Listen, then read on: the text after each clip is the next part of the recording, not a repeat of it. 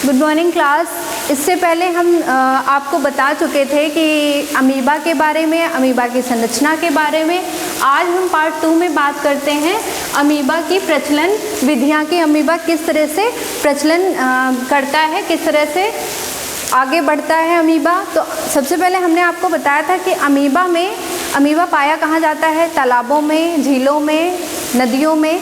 तो अब यहाँ पे बात करते हैं कि ये अमीबा जो है वो किस तरह से गमन करता है, मतलब किस तरह से आगे बढ़ता है। तो प्रचलन की कौन कौन सी विधियाँ होती हैं। तो इसमें नंबर 1 पे आपको यहाँ दिखाया भी गया है कि कौन सी विधि है। आसंजन मत है, दूसरा है संकुचन मत, लुढ़काव मत और सौल जल मत। जिसमें से आपका जो सौल जल मत है ये इम्पोर्टेंट है, ये परीक्षा के दृष्टिकोण से भी इम्पोर्टेंट है, तो इसलिए हम इसको ज़्यादा महत्व देते हैं। ये सिर्फ बताते हैं, चलते हैं कि इसमें क्या क्या होता है, लेकिन महत्वपूर्ण जो है वो आपका कौन सा है, सौल जल मत।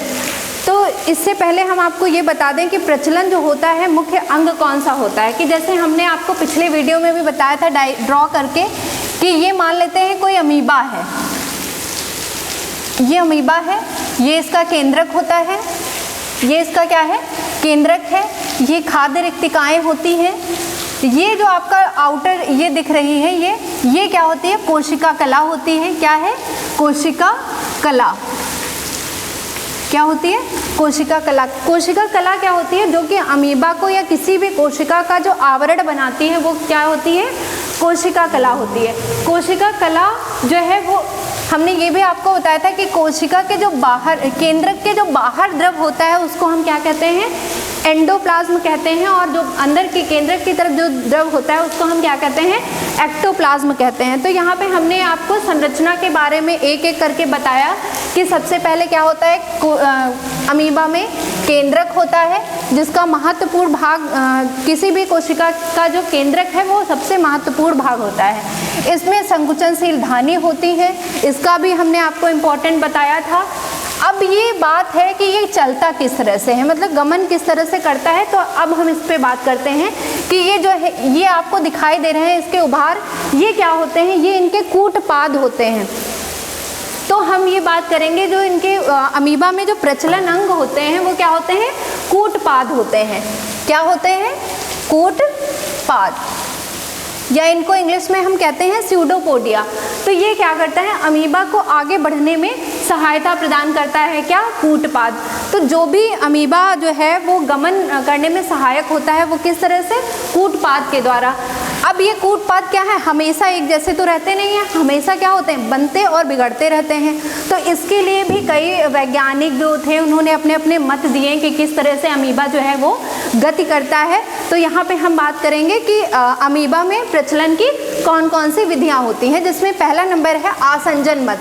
अब जैसे आपने कोई द्रव देखा, मान लेते हैं हमने तालाब से कोई लिक्विड लिया, द्रव लिया, तो उसको हम ड्रॉप करके रख देते हैं, तो हो सकता है उसमें भी अमीबा हो, क्योंकि अमीबा तो हमें दिखाई नहीं देता, सूक्ष्मदर्शी से देख सकते हैं।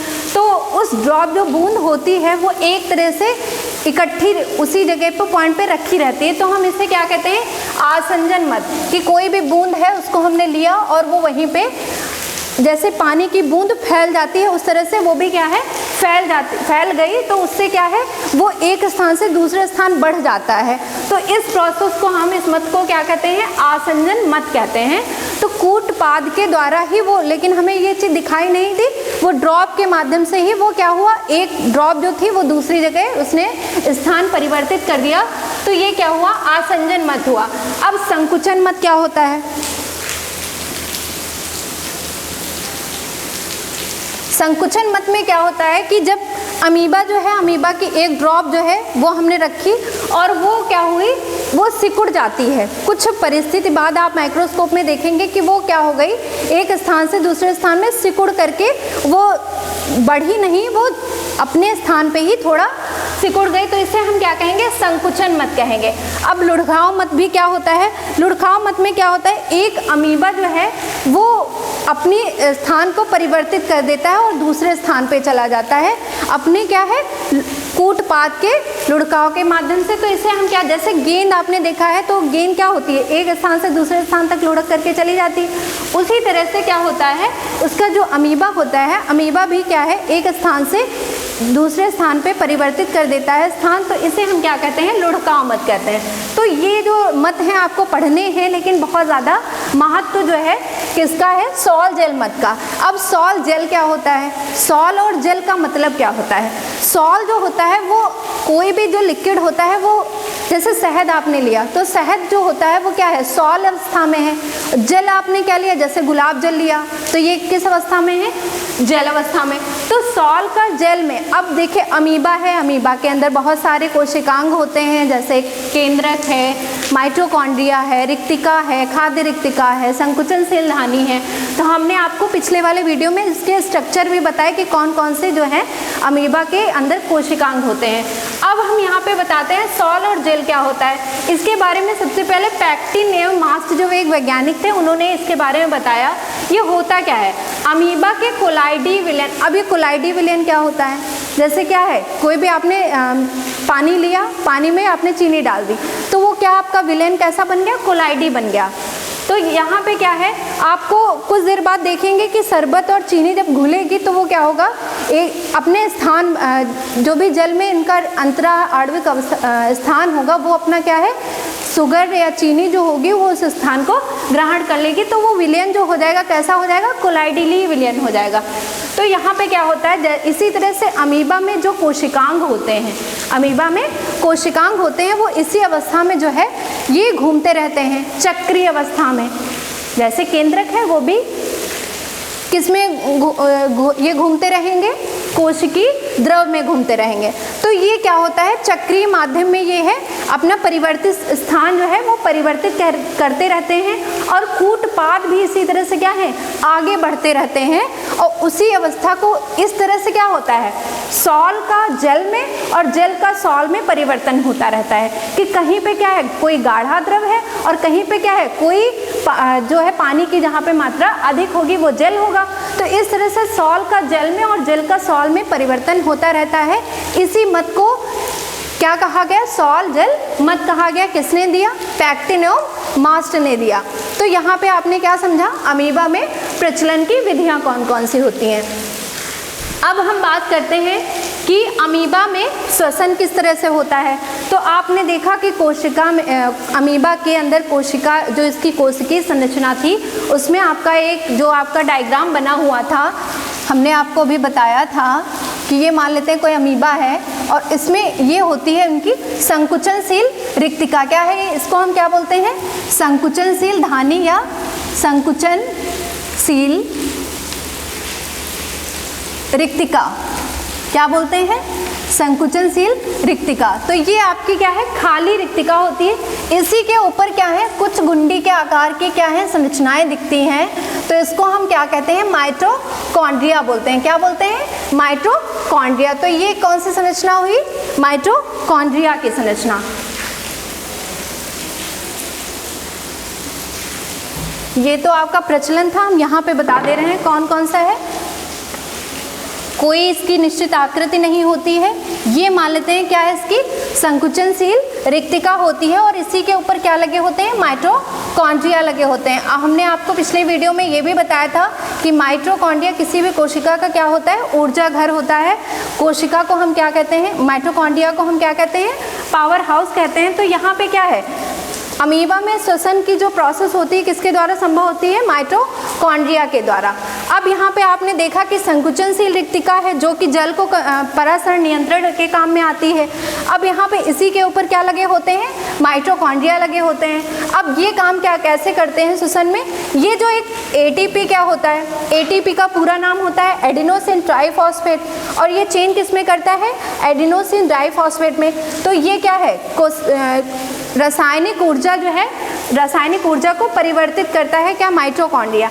तो यहाँ पे क्या है, ATP का ADP फॉर्म में चेंज होता रहता है।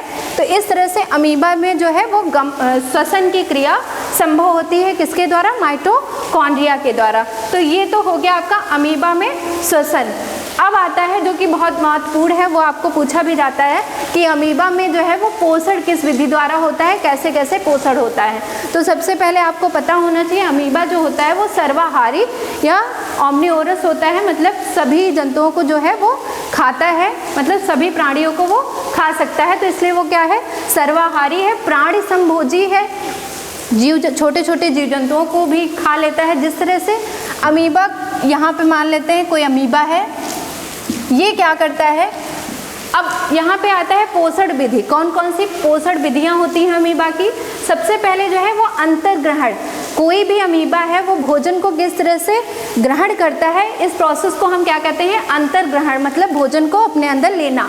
यहाँ पे कौन कौन सी विधियाँ होती हैं अंतर्ग्रहण की? एक होती है आयात, अंतर्वलन, परिप्रवाह। अब इसमें कैसे होता है, अमीबा किस तरह से अपना जो है वो भोजन ग्रहण करता है। ये मान लेते हैं कोई अमीबा है, अब ये क्या करता है, अब यहाँ पे एक अवस्था ऐसी होती है कि वो ऐसे शांत अवस्था में अमीबा रहता है और कोई भी जो है वो खाद्य पदार्थ इससे क्या होता है, पानी के प्रवाह के माध्यम से ही वो क्या करता है, चिपक जाता है। अब इसको यहाँ पे कोई भी प्रयास नहीं करना पड़ा, अमीबा को कोई प्रयास नहीं करना पड़ा और ये क्या किया, इसने कोशिका कला से माध्यम से उसने खाद्य को अपनी तरफ क्या है, खींच लिया। तो इसको यहाँ पे क्या है, ये अपने आप आया खाद्य पदार्थ और इससे चिपक करके और ये कहाँ चला गया, उसकी खाद्य रिक्तिका में चला गया। इस तरह से ये क्या हो जाता है, आयात की प्रोसेस कंप्लीट होती है। ये अंतर्वलन का ही एक पार्ट है। अब अंतर्वलन क्या होता है, अब यहाँ पे तो क्या आया, अमीबा को कोई प्रयास नहीं करना पड़ा और इसने क्या किया, खाद्य रिक्तिका में भोजन को ले लिया, मतलब ये भोजन अपने आप आया, उसको कोई भी प्रयास नहीं करना पड़ा। अब आगे आता है अंतर्वलन। अंतर्वलन क्या करता है, ये यहाँ पे होती है इसकी खाद्य रिक्तिका, ये होता है इसका केंद्रक। तो यहाँ पे क्या होता है, ये खाद्य रिक्तिका धीरे धीरे रिलीज करके कहाँ पहुँच जाती है, यहाँ पे बहुत सारा क्या है, कोशिकीय द्रव होता है और ये क्या करता है, कोशिका कला की तरफ बढ़ने लगता है।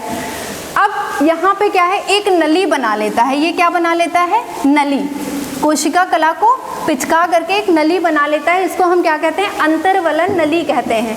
अब इस भोजन को उसने क्या किया, किसमें ले लिया, खाद्य रिक्तिका में। तो ये कौन सी प्रोसेस कंप्लीट होती है, अंतर्वलन की, मतलब भोजन को उसने खाद्य रिक्तिका में ले लिया और किसके माध्यम से, अंतर्वलन नली के माध्यम से।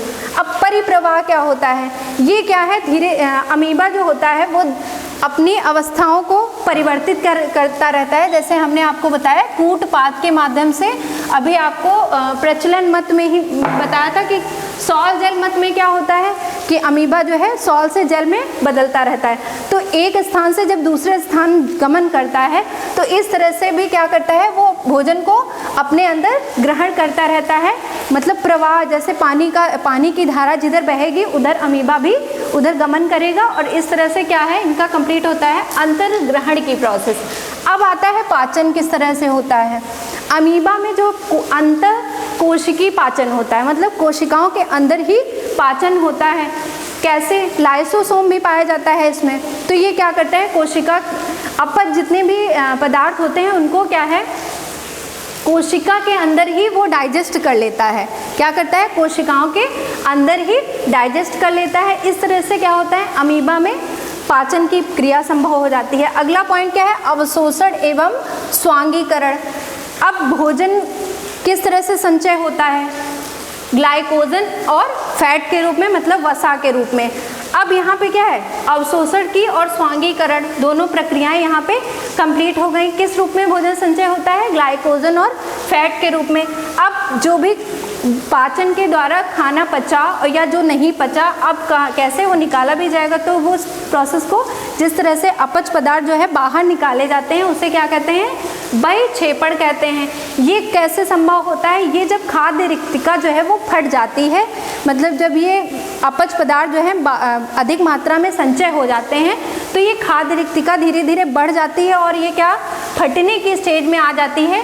तो ये क्या होता है, बहिक्षेपण प्रोसेस प्रक्रिया कंप्लीट होती है। यहाँ पे जैसे डायग्राम भी, ये अमीबा है और अमीबा में क्या है, ये खाद्य रिक्तिका है और ये इसके अंदर का अपच पदार्थ है। ये किस तरह से बाहर अपनी कोशिका कला को वो करेगा और कोशिका कला के माध्यम से ही ये अपच पदार्थ को क्या है बाहर निकाल देगा। तो यहाँ पे आपने क्या समझा कि सबसे पहले हमने आपको फर्स्ट पार्ट में ये बताया था कि अमीबा की संरचना क्या होती है, संरचना में कौन कौन से पार्ट होते हैं। उसके बाद हमने आपको बताया कि किस तरह से अमीबा के एक एक पार्ट के बारे में। अब यहाँ पे क्या आपने देखा, अमीबा में प्रचलन की विधियाँ कौन कौन सी होती हैं, अमीबा में श्वसन किस तरह हुआ, अमीबा में पोषण की विधि कैसे कंप्लीट हुई। तो यहाँ पे ये है जो आपका अमीबा में पोषण और ये कंप्लीट होता है। तो अब आपको अगले वीडियो में आपको ये जानना है कि किस तरह से अमीबा जो है वो किस तरह से अमीबा जो है गमन करता है, ये आगे आपको बताया जाएगा।